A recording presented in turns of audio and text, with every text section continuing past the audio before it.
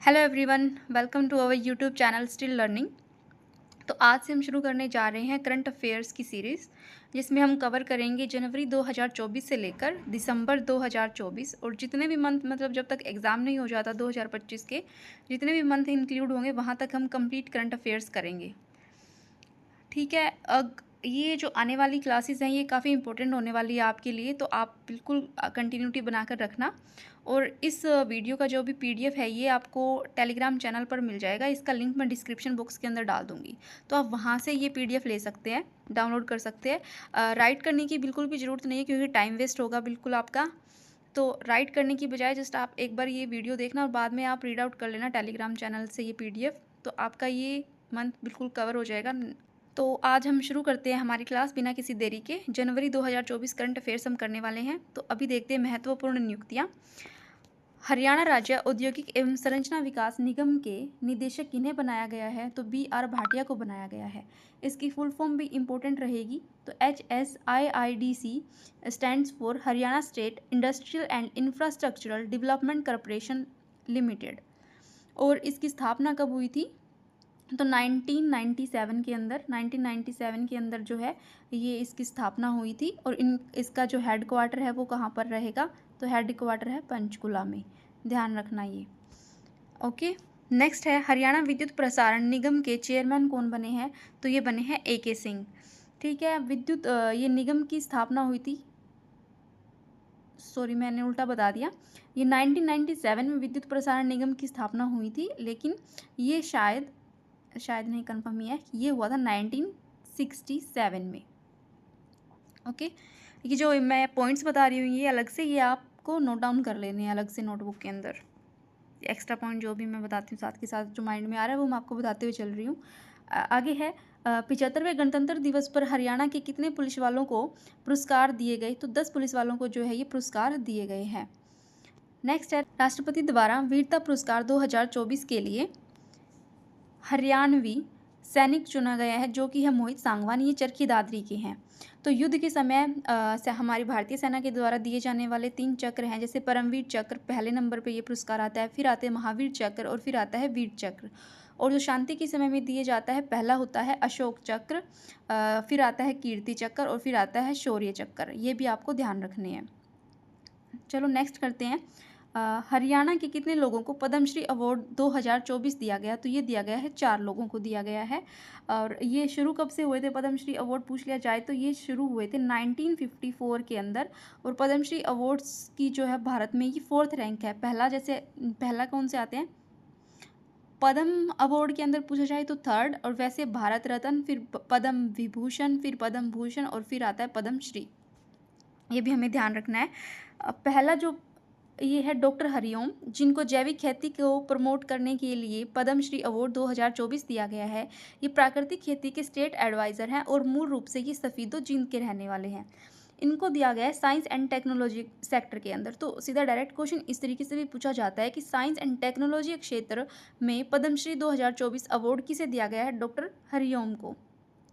फिर आता है गुरविंदर सिंह, तो सामाजिक कार्य के लिए इनको दिया गया है। ये सिरसा के रहने वाले हैं और निःशुल्क एम्बुलेंस सेवा की इन्होंने शुरुआत की थी। 3rd है हमारे पास महावीर गुड्डू, इन्हों कला के क्षेत्र में दिया गया है। जींद जिले के गंगोली गांव के रहने वाले हैं ये, और बम लहरी के नाम से भी जाने जाते हैं महावीर गुड्डू। 4th है डॉक्टर रामचंद्र सिहाग, मधुमक्खी पालन में शोध के लिए दिया गया है। सिवानी बोलान गांव जो कि हिसार में पड़ता है वहाँ के ये रहने वाले हैं, और इनको भी साइंस एंड टेक्नोलॉजी सेक्टर के अंदर पद्मश्री अवार्ड 2024 दिया गया है।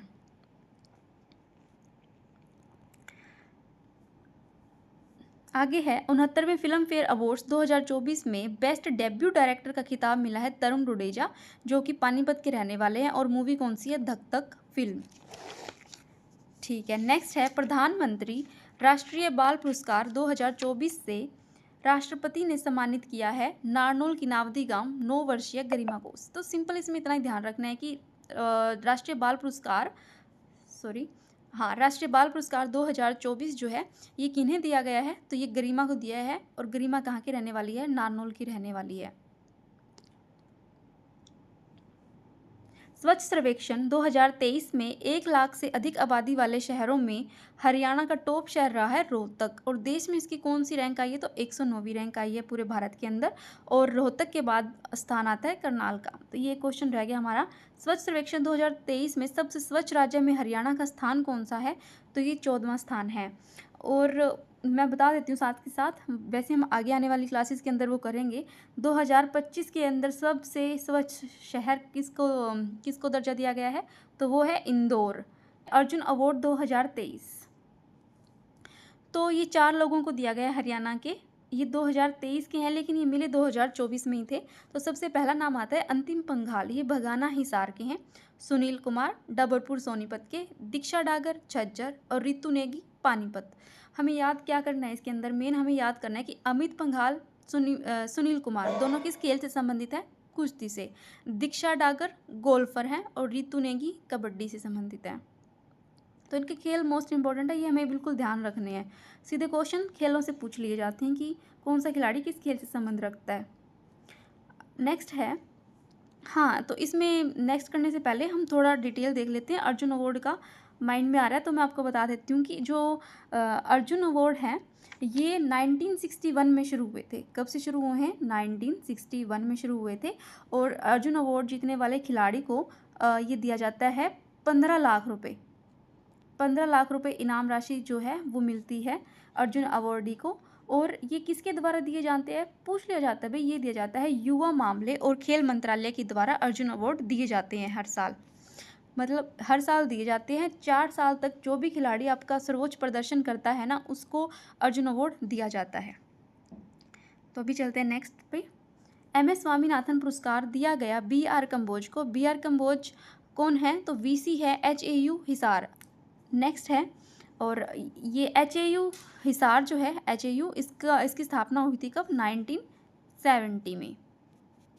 नेक्स्ट है, गुजरात ने सूर्य नमस्कार रत्न अवार्ड से सम्मानित किया है संदीप आर्य को, जो कि हिसार के रहने वाले हैं।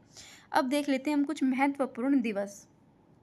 75वें गणतंत्र दिवस समारोह में हरियाणा की झांकी की थीम क्या रही थी, तो मेरा परिवार मेरी पहचान। इंपॉर्टेंट है, ये इंपॉर्टेंट करना है इसके ऊपर।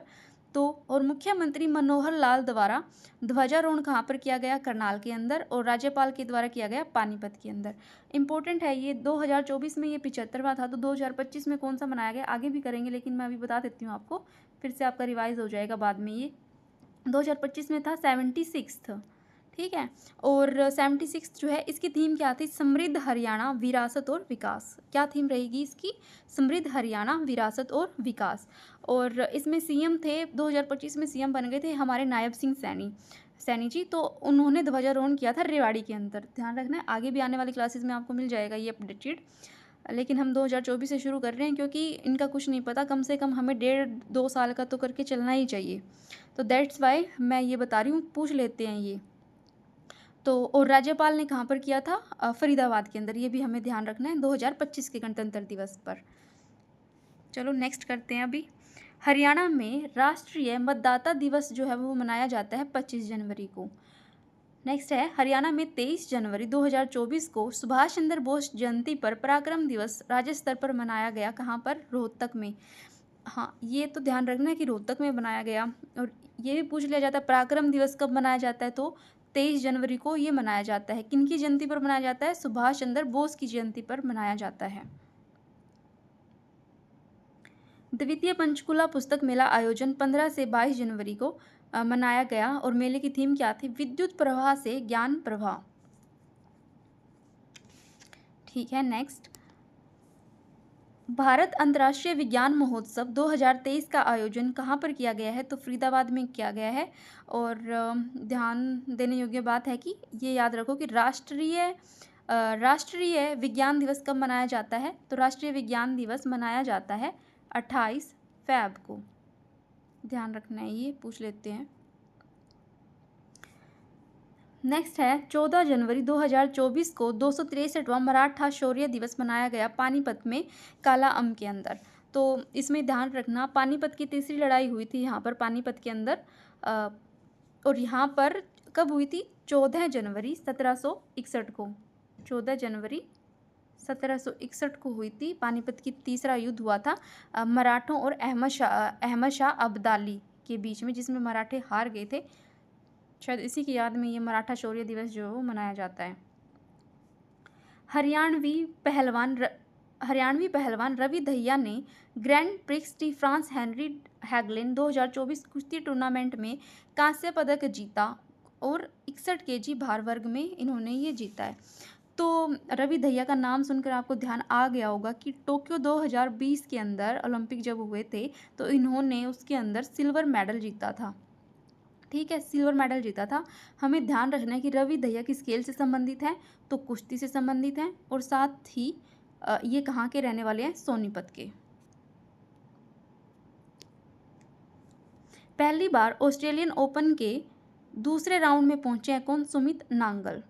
नेशनल टेबल टेनिस डबल्स में रोहतक की सुहाना सैनी ने स्वर्ण पदक जीता है। तो सुहाना सैनी संबंध रखती है टेबल टेनिस से, ये भी ध्यान रखना है। एशियाई शूटिंग चैंपियनशिप 2023 में महिलाओं की 25 मीटर पिस्टल स्पर्धा में फरीदाबाद की रिदम सागवान ने कांस्य पदक जीता। रिदम सागवान शूटिंग से संबंधित है। नेक्स्ट है, वर्ल्ड रैंकिंग सीरीज में स्वर्ण पदक जीता है झज्जर के पहलवान अमन शहरावत ने और 57 केजी भार वर्ग में जीता है। तो अमन शहरावत का नाम सुनते ही आपको याद आया होगा पेरिस ओलंपिक 2024, क्योंकि उन्होंने वहाँ पे क्या जीता था, ब्रोंज मेडल जीता था अमन शहरावत ने। अमन शहरावत कहाँ के रहने वाले हैं, तो अमन शहरावत झज्जर के रहने वाले हैं। ये भी हमें अच्छे से याद रखना है।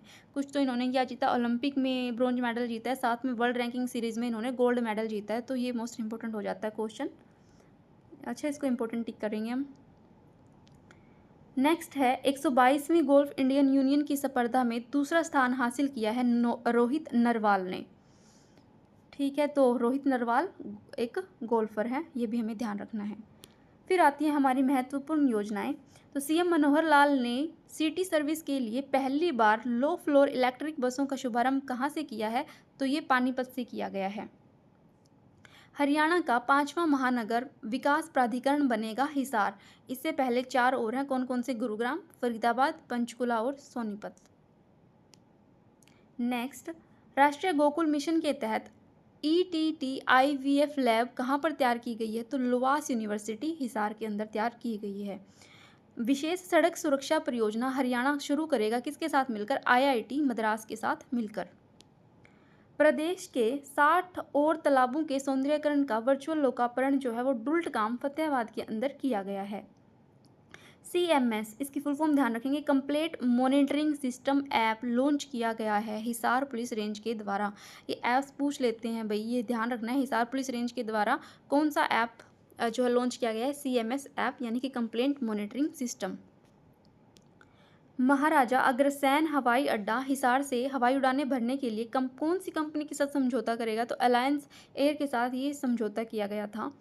हरियाणा में सुखराल तालाब के पानी के शुद्धिकरण के लिए फिनलैंड देश के दूतावास जो है वो सहयोग कर रहा है, ये भी हमें ध्यान रखना है। केंद्र ने हरियाणा के 2 जिलों में CGHS यानी कि central government health scheme clinic खोलने की मंजूरी दी है। कहाँ कहाँ पर, रोहतक और रेवाड़ी के अंदर ये क्लिनिक खुलेंगे। सभी सरकारी कर्मचारियों के लिए कैशलेस स्वास्थ्य सुविधा की शुरुआत की गई है राज्यपाल बंडारू दत्तात्रेय के द्वारा। और हमें ये भी ध्यान रखना है कि हरियाणा का पहला जो कैशलेस गांव कौन सा था, कैशलेस गांव जो था वह था नीलावाली। नीलावाली कहाँ का गांव है, सिरसा का गांव है, ये भी हमें ध्यान रखना है, पहला कैशलेस गांव। ओके, नेक्स्ट करते हैं। ये सिर्फ इम्पोर्टेंट फैक्ट्स है, कोई भी डाटा जो है फालतू का नहीं लिया गया इसके अंदर। सीधा क्वेश्चन उठने के पूरे चांसेस है इसके अंदर, बिल्कुल भी मतलब एक्स्ट्रा मटेरियल नहीं है, पॉइंट टू पॉइंट चीज़ें हैं इसके अंदर। नेक्स्ट है, 11वीं सदी के भगवान विष्णु की मूर्ति कहाँ पर मिली है, तो भट्टू यानी कि, और ये कहाँ पर पड़ता है, फतेहाबाद के अंदर पड़ता है, ये हमें ध्यान रखना है।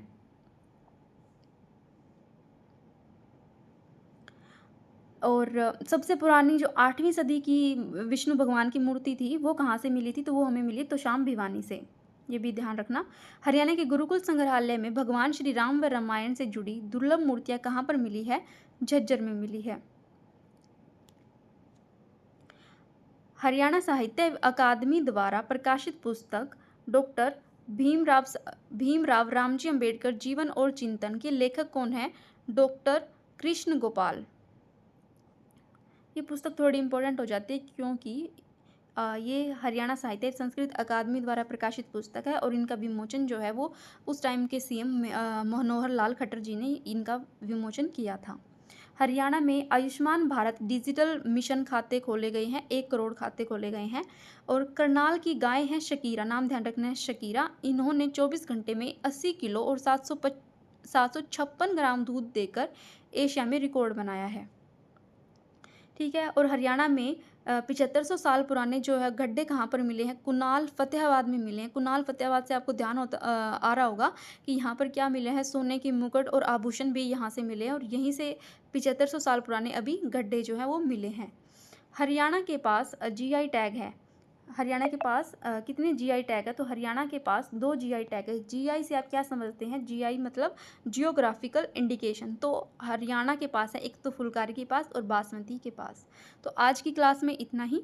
अभी मिलते हैं हम नेक्स्ट क्लास के अंदर, तब तक आप इसको ज़रूर रिवाइज़ कर लेना और आगे की क्लासेस में भी हम सेम इसी तरह से कवर करते रहेंगे। तब तक आप चैनल को सब्सक्राइब कर देना, वीडियो को लाइक कर देना और शेयर ज़रूर कर देना। Okay, till then bye, take care.